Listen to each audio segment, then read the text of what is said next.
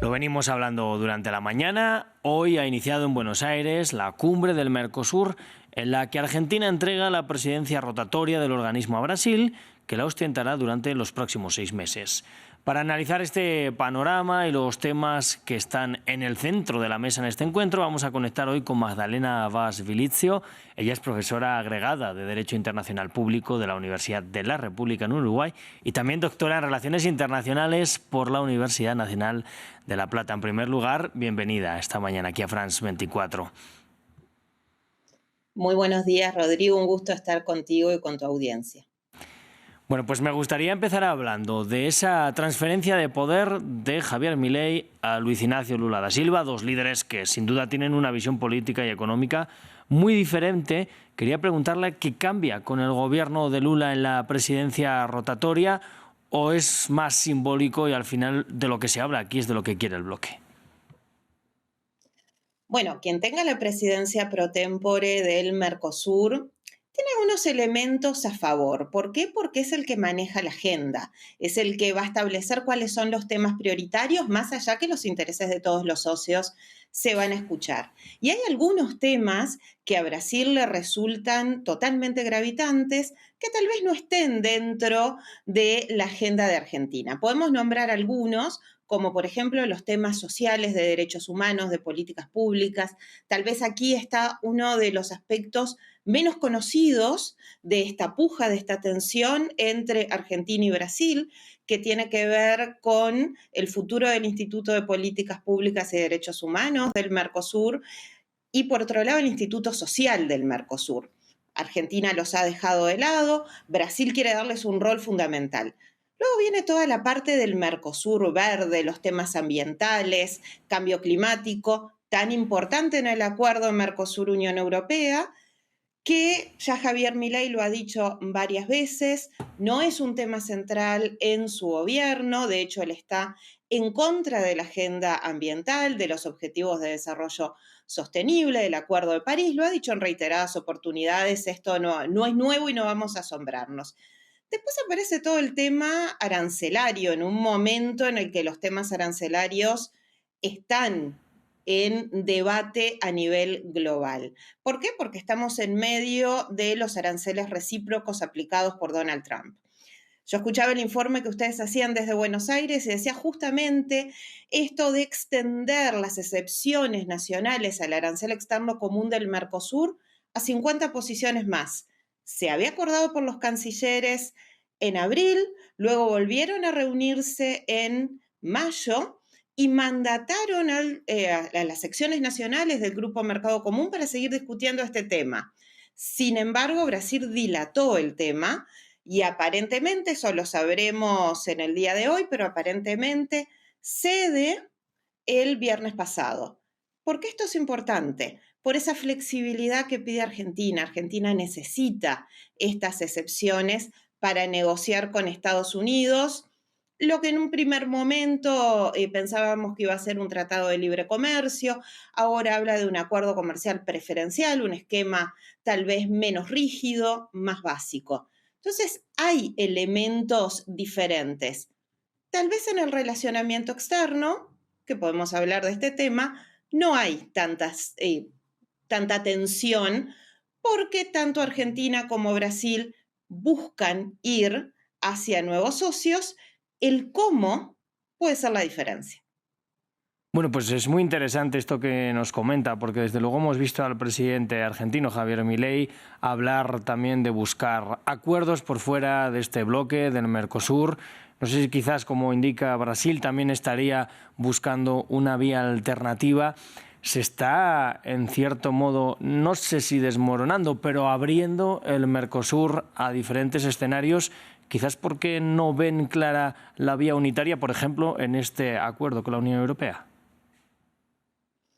Bueno, el Mercosur tiene que adaptarse, como todos tenemos que adaptarse a las nuevas situaciones, ¿sí? El mundo, decir que el mundo está fragmentado en un momento convulso, en un momento de policrisis, no es novedad, lo estamos viviendo todos los días como habitantes de la Tierra. Ahora bien, el Mercosur debe de adaptarse.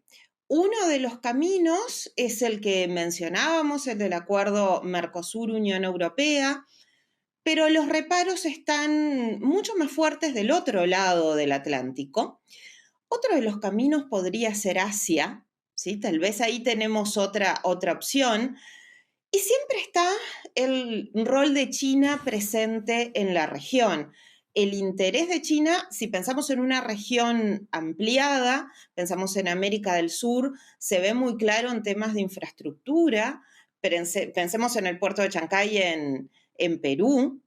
El rol que tiene China allí es fundamental en logística, en infraestructura. Tal vez eso se puede ver en el Mercosur. No sé si el Mercosur se está desmoronando por dentro. Me animaría a decir que no, me animaría a decir que hay tensiones y que ya las hemos vivido y el Mercosur es muy resiliente. Lo que está haciendo el Mercosur es adaptarse a esta coyuntura tan cambiante y tan volátil. Una de las formas que probablemente tendría de adaptarse el Mercosur quizás es avanzar en esa idea de unión aduanera o de armonización aduanera en la que de la que ha hablado ya el propio presidente brasileño Luiz Inácio Lula da Silva. ¿Debería el Mercosur reforzarse de esta forma, quizás también ampliarse a la región en un mundo en el que estamos viendo ahora cómo Donald Trump impone más aranceles? La Unión Europea hace muchísimos años que es una unión aduanera también. ¿Sería una forma de ser un movimiento integrador mucho más fuerte? Sí, la región siempre es la respuesta, más frente a las medidas que estamos viendo en este momento que adopta Donald Trump, que son claramente injustas, pero claramente ilícitas si tomamos en cuenta las normas de la Organización Mundial del Comercio. La región siempre es una muy buena opción.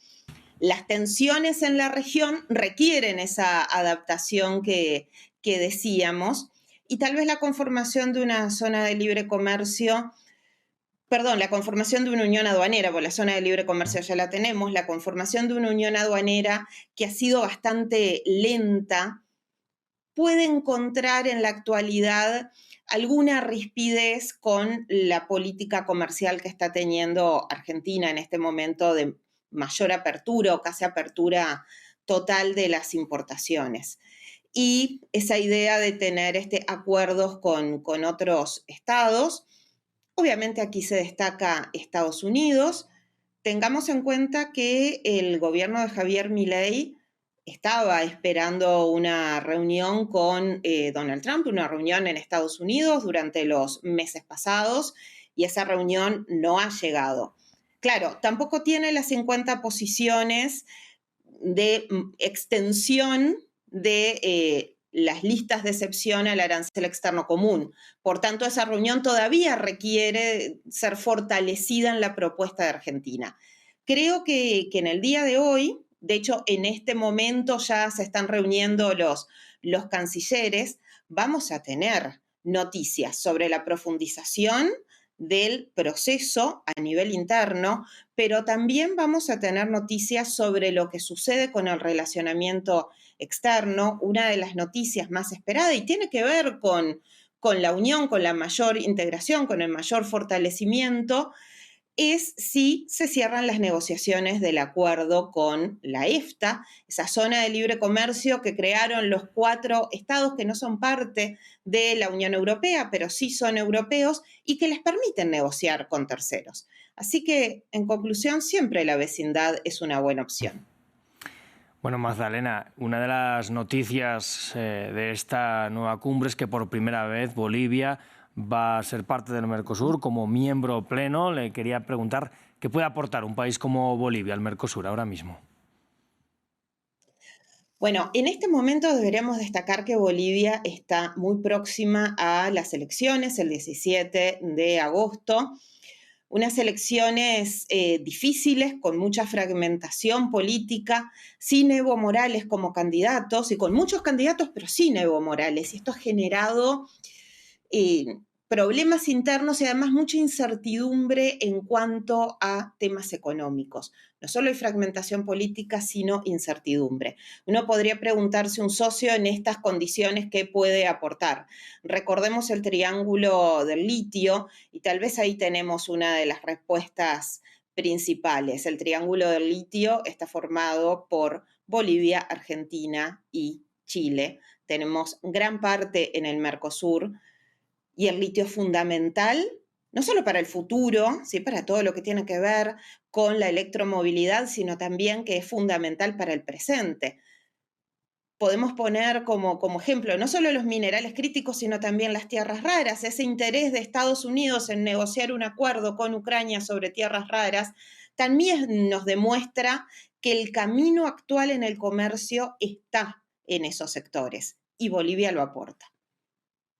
Bueno, Magdalena, pues ya para terminar le quería preguntar algo que a veces quizás es difícil de decir, pero que podríamos considerar un éxito saliente de esta cumbre.